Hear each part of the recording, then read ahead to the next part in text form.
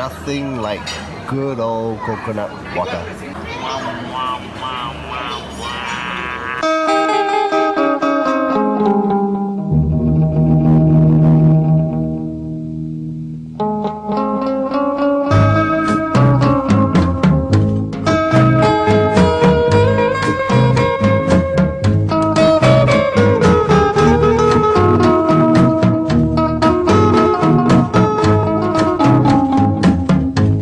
You're watching Great Speak Eats, and I'm at Geylang Serai Market, and we're here to try Sajian Mak Dara.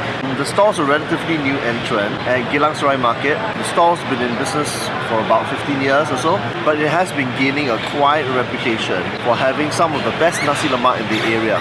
Many residents in the area pointed to this stall as being their top place for nasi lemak. And indeed, when I visited the stall on numerous occasions, there are always people queuing to buy takeaway packets of its nasi lemak. It is also popular for bubur kampung, Malay-style porridge.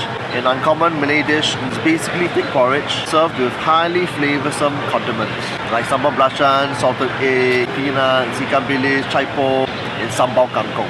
Kangkong vegetables stir-fried with a chili paste. So come, let's have a taste.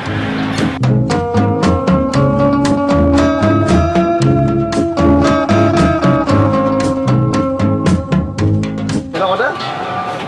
Bubur kampung and one nasi lemak. Have it here. Have it here.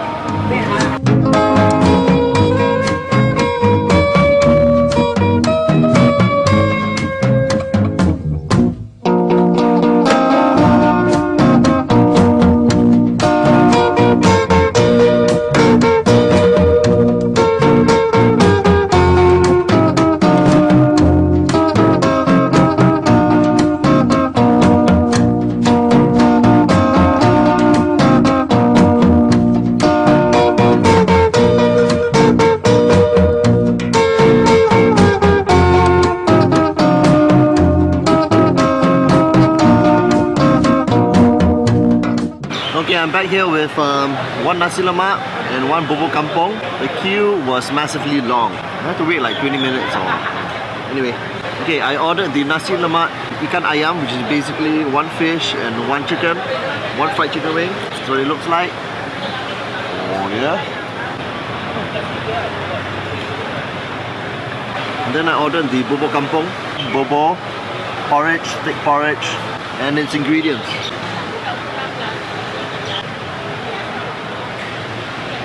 Let's try the famous nasi lemak. First, let's try the rice. Dry, fluffy, long grain basmati. Nice coconutty smell. The rice is cooked through, but it's got a firmer bite than its usual, which is nice. The rice also doesn't taste flat because it's salted. I think it's quite clear once you tuck into the rice why this place is so good, or rather why there's such a long queue. It's got like fragrant basmati rice with a light coconut richness, and it's not overly oily like how some stalls do it. They actually put a fair amount of salt inside the rice, which is actually surprising. I think it is saltier than most stalls, which is okay, it's fine. It's not salty, but it is salted a little bit more than is usual, slightly more. But it's really the chili which is unique here. Now the chili is meant to be homemade, okay, and it's a secret recipe and all that jazz. Yep, this is the killer. It's got a slight oil richness, it's got a touch of dried prawn flavour, light spiciness. Yep, the sweetness is actually restrained compared to a lot of other nasi lemak stalls. A lot of other nasi lemak stalls, right, they tend to serve their chili overly sweet and spicy. The result of it having less sweetness is that you can actually taste the vegetable flavour of the chilies as opposed to just tasting the spice, making the chili sauce seem fresher than is normal. The other elements of the nasi lemak is not particularly great, or rather it's what I call serviceable. It's not bad, it's nice, but it's not the main highlight here. So you've got a fried egg, and sometimes it comes molten, sometimes it doesn't. Today it seems a bit molten, which is nice. Yep, nicely molten today. Very nice.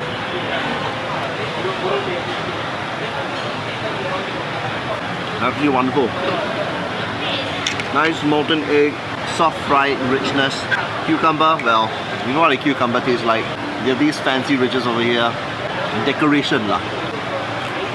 crunchy cucumber, ikan bilis, small fried anchovies, doesn't come with peanuts. I think that to keep the cost of the nasi lemak down, they actually don't add peanuts because it is actually fairly cheap. With none of the ingredients on it, right, it's 150. You add the egg, I think it goes up to like 250. You add the fish, it goes up to 350. You add the chicken, it's also 350. And then you add the chicken and the fish, it is 450. So it's fairly reasonable. Ikan bilis, fairly crunchy. I do wish the ikan bilis was fried a little bit more. This has got a little bit of that raw salted fish flavor to it. Okay, now the fried fish, this whole fried fish. Most of the time the fried fish is not great. It either falls into two categories. Supremely deep fried, so that it's nice and crunchy, or they sort of like flash fry it light so that the fish is moist. This fish seems like an in-between. It's neither crispy nor it has a moist flesh, but let's try it. Oh, but the flavor is not bad actually. Nicely salted inside. The fish is not overly dry or anything. It's actually alright. It's still got a bit of moisture inside. It's got a bit of savouriness. It's got a bit of that fish oil richness. Now for the fried chicken wing.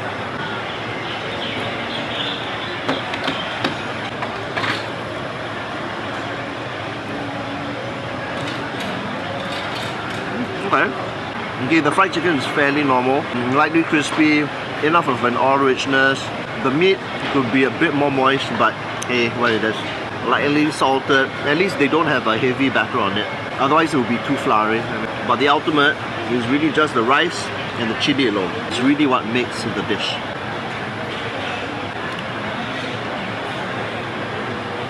It's a marriage made in heaven. Now that alone is the reason why many people go for this nasi lemak. The rest of the ingredients are what I call not bad, not great, serviceable, above average.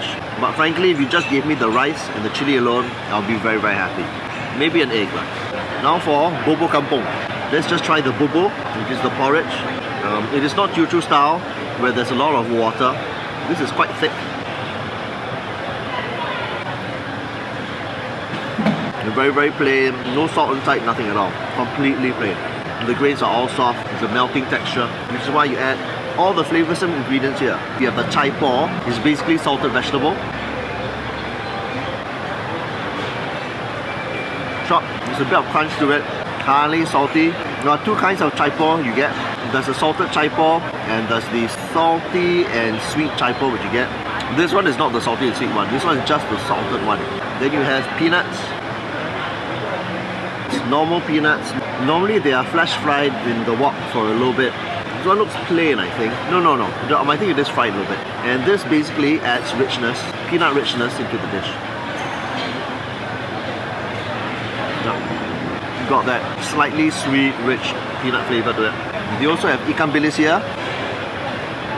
I've already explained what ikan bilis is, so. Then you have the salted egg. If you don't know what salted egg is, it's basically salted eggs. The egg white is salted, the yolk itself is also salted, and it's creamy. It's highly flavoursome. So you take a little bit and you eat it in porridge, like so. It's like egg richness and saltiness all mixed into one. You have the sambal kangkong, or rather the chili kangkong, whatever you call it. It's basically stir fried in a chili paste.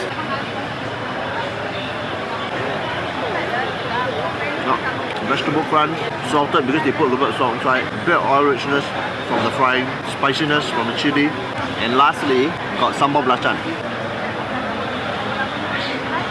For those of you who know what sambal belacan is, right, this is not the typical kind of sambal belacan. What they do is that they put a very heavy belacan flavor inside and they salt it like mad. Because the porridge is so plain, you see. But just trying the sambal belacan alone, yeah, heavily salty. Strong belacan flavor, spicy as well. Woo! The sambal belacan is insanely spicy, insanely salty. You have a very powerful dried shrimp flavor from the belacan. Okay, belacan is basically fermented dried shrimp, which they pound, they ground, and they form it into a block. You got a very strong dried shrimp flavor, smoky as well because it's been fermented, it's concentrated, it looks very, very black and dark. Which is why what a lot of people do, put the sambal belacan, right, and then they actually mix it with the porridge so that it's all like spreads out the flavor. Like so. I'll show you. By the way, I haven't quite explained what sambal belacan is. Sambal belacan is a kind of, how to explain it? It's kind of condiment where they mix chilies, lime, daun limah purut, which is basically double lime leaf. Sometimes they add the rind of the lime inside, plus belacan and salt. This one is an extremely spicy version of it. And then the porridge becomes this like orangey color, orangey reddish color. And then you eat it. Much better. Whoa, but spicy, still spicy. Ooh.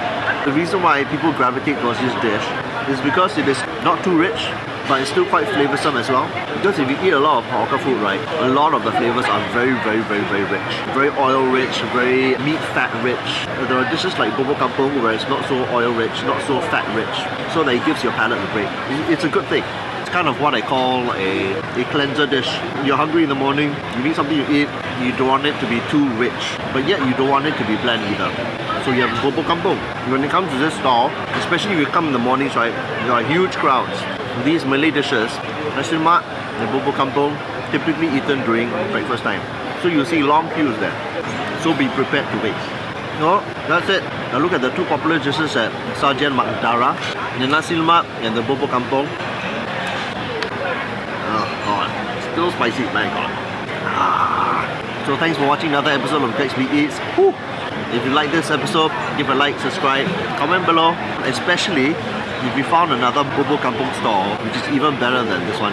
I would love to try it. Truth be told, I'm not 100% an expert in Malay food, which is why I keep on going back to this hawker center to educate myself about the certain nuances on Malay food. And I keep on asking people online and my Malay friends and the residents around here about what they feel is a good dish.